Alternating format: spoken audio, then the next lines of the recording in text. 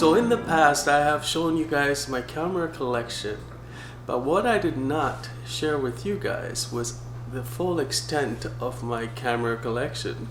I'm actually here today to talk about my point and shoot camera collection, which I have assembled on my kitchen table right here. I did not actually go out of my way to purchase all these cameras. Almost all of these cameras actually came from the lots that I've been getting through my various thrift store hauls that I've been sharing with you guys.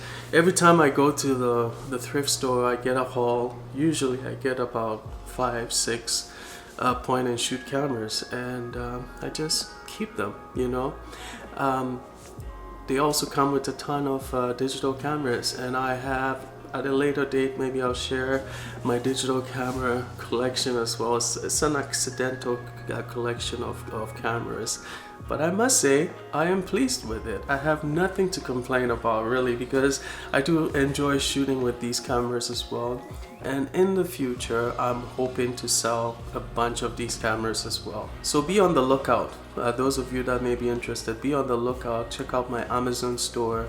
You may be seeing a few of these cameras coming on the Amazon stores in the future. Anyways, let's get to the collection, shall we? 80 cameras.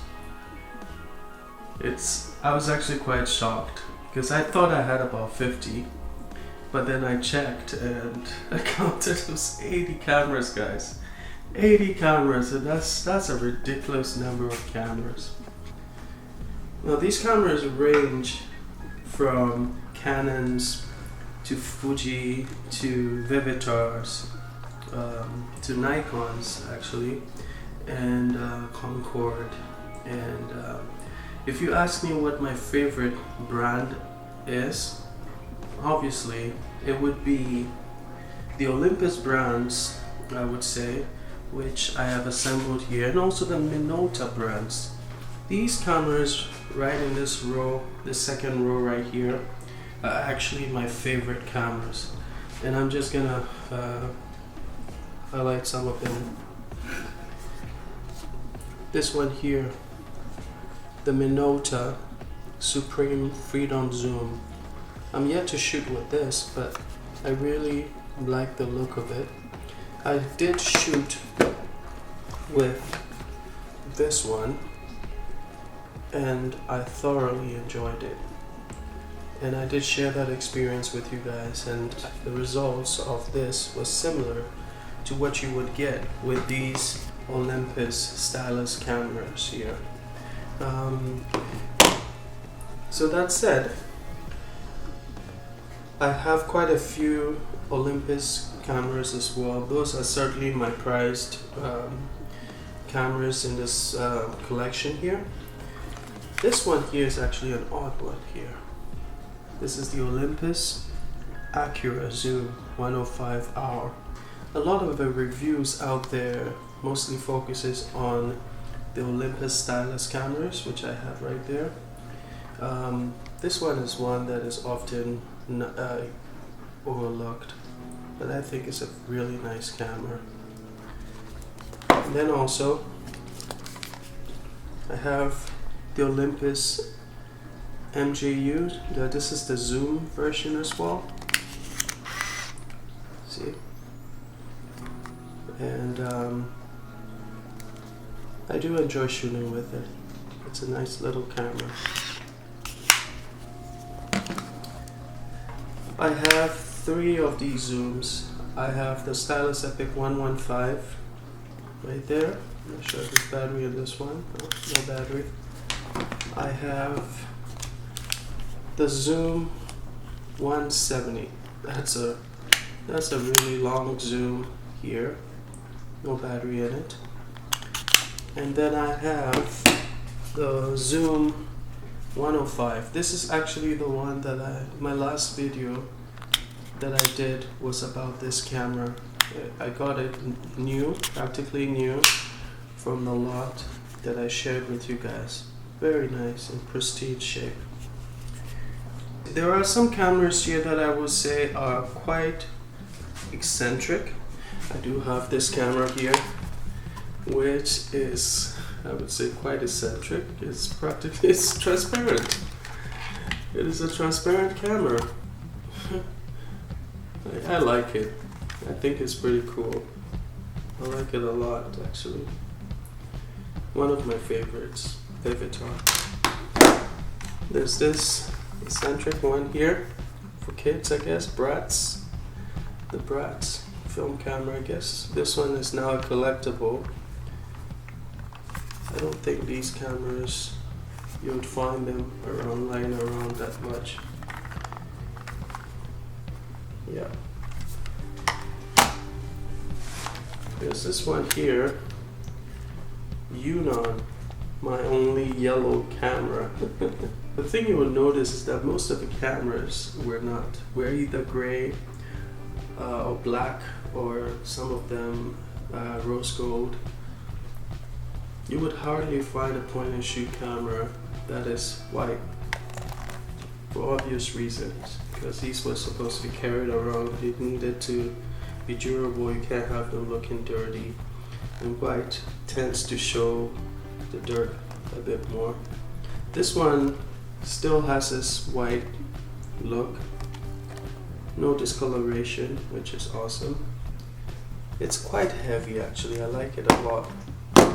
There's this camera here, which I got, which I actually showed a video of. I did a video about this camera. I was so surprised the quality of images that I got from this camera. This camera is so flimsy. It's just a shell. It doesn't feel like there's anything in it. So flimsy and light, like plastic, cheaply made. But the images that I got from this camera were quite pleasing, and I was very surprised by that. There's a group of cameras that I have here which I really like, these Ricos. I would say the Ricos are next to the Olympus, probably my favorites as well. The Ricos, I have this one, I have this one too, which I really enjoy playing with and shooting with. I'm yet to showcase images from this, by the way. I also do like the Canons. You can't go wrong with Canon point and shoot cameras. There's one particular camera here which I think is very eccentric. This one here. Just check this out. See that? That's how you open the lens cover, and you just push down to close it. I thought that was a pretty neat trick that this camera has. It's Polaroid, but it's 35 millimeters.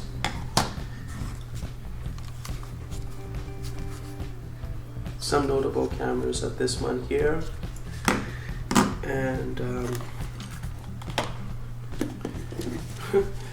how many of you have actually seen a Praktica point and shoot camera? This is one that I never thought I would actually see, a Praktica point and shoot camera.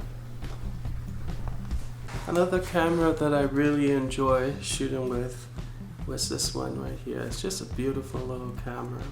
This Yashica J camera is very nice. It's got a very nice lens as well. So if you're interested in getting a point and shoot camera, if you could find a camera like this, I mean, everyone goes for the Olympus MJUs, but if you can't find that, this is certainly a great alternative. It's got a prime lens, as you can see on it, and images that I've gotten from this are actually quite nice. The flash is built in, just a really good look. Look at this, very unique. You would hardly find cameras, point and shoot cameras, that have such a unique look. I also have the famed Vivitar IC101 camera. It is famed for being a cheap camera that actually takes some amazing photos. It's got a wide angle lens as well that a lot of people like, to get a wide angle lens in a small and cheap package. That's what really makes this camera quite special. It's got quite a cult following online. One of the cameras that I really like as well is this Minolta Big Finder. And what makes this camera really special is the size of that viewfinder right there. It's just incredible. The field of view that you get from this is the most pleasing camera to shoot with, I would say, amongst this whole collection that I have here. It's very, very, very nice. Built-in flash, everything. It's all in there. Self-timer as well. It's just beautiful. There's a camera that when I got, I was so fascinated by, and that is this one here. This is the Bell & Howell brand MZ1400 camera. And what makes this point and shoot camera quite unique is the fact that it has this built-in lens that you can manually zoom in and out, almost like an SLR. A lot of the cameras that you see here, pretty much all of them, don't have that feature. If it was point and shoot, then it was built so that you could zoom in and out using the zoom rocker, which was all electronic. But this is all manual, so you do that manually, which I find to be quite unique. By itself, it's not such a complicated camera. It's pretty much just a shutter button right there and the built-in flash, and that's pretty much it. That's all you get for this camera, really. And this is how the back looks like.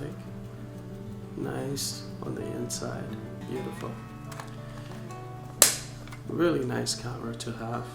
I also do have the disposable cameras as well. I have a couple of them, which I'm keeping for some reason. I'm just gonna keep these in the box. I'm not gonna. They've got film in there. I think I started shooting with this one.